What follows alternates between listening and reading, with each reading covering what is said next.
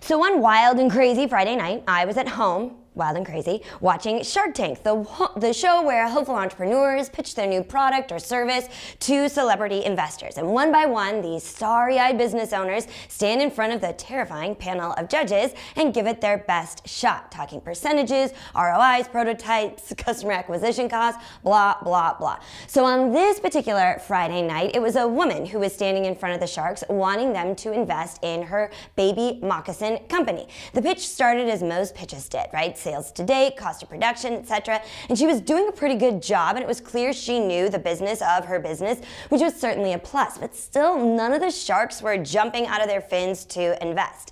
Then something shifted. Maybe she was sensing the sharks' lukewarm response to her infant footwear. The woman suddenly pivoted her pitch. She started telling the story of the summer she spent pounding glass out of aluminum window frames. And at the end of the summer, sweaty and exhausted, she took the frames, the aluminum, down to the scrapyard, and with the $200 they paid her, she bought one piece of fabric, and that is how she started her moccasin company. And it was as if she'd poured blood into the water, and the camera panned the sharks, who were now all smiling, these toothy grins, and suddenly they weren't just looking at the features of her tiny shoes, which anyone could do. No one really cared about the baby moccasins. Now they were looking at a woman who would do anything to make her company work, like literally blood, sweat, and tears. So she wasn't just a businesswoman, she was an inspiration. And who doesn't want to invest in an inspiration?